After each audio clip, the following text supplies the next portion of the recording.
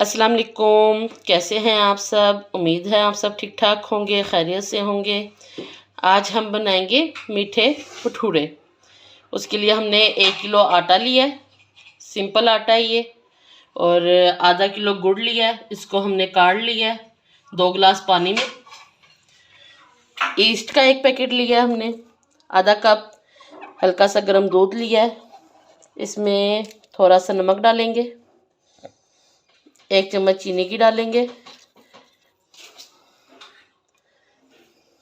और ये ईस्ट का 1 पैकेट डालेंगे इसमें।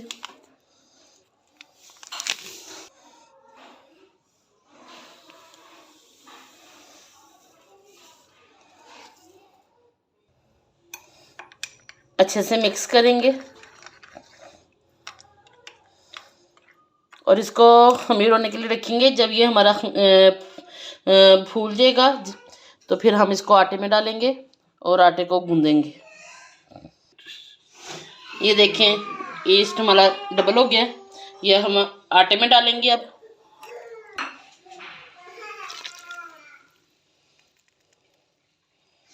ये देखें हमने गुड़ को अच्छी तरह छान लिया।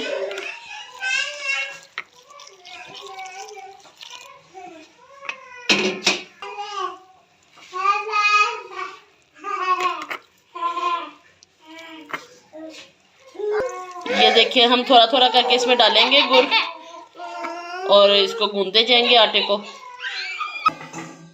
ये देखिए अच्छी तरह हमने गूंद लिया आटे को। अब इसको राइस होने के लिए रख देंगे 2 से 3 घंटे।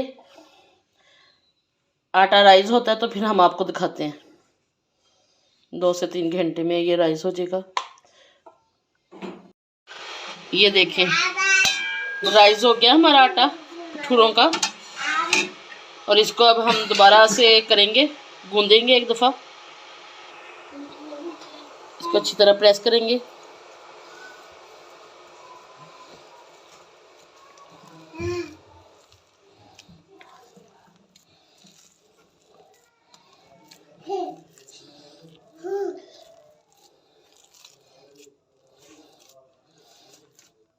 अच्छी तरह इसकी वो निकाल के इसमें से जो एक्स्ट्रा हवा है इसकी, इसको गूंद लेंगे आटे को और फिर इसके भटूरे बनाएंगे।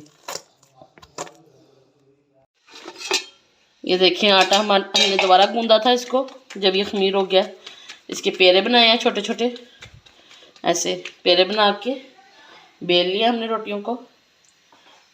ऑयल गरम किया, इसमें एक एक डालते जाएंगे।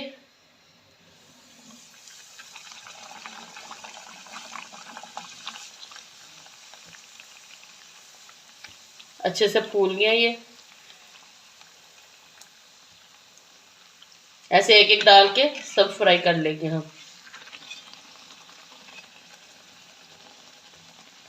ये आटा हमारा काफ़ी दिन तक चल सकता है, 8 से 10 दिन।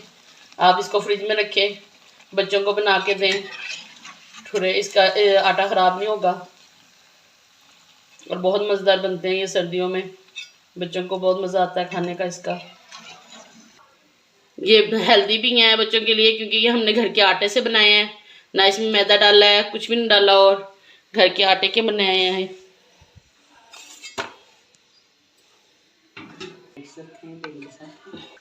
ये देखिए हमारे भटूरे तैयार हो गए हैं। मलाई के साथ खाएं आप, दही के साथ खाएं और इसका फीडबैक दें कि रेसिपी आपको कैसी लगी। शुक्रिया। ये देखें आपको तोड़ के बताते हैं कैसे खस्ता खस्ता बने हैं ये फूले हुए। मलाई के साथ खाएं आप, दही के साथ खाएं और इसका फीडबैक दें कि कैसी रेसिपी लगी आपको।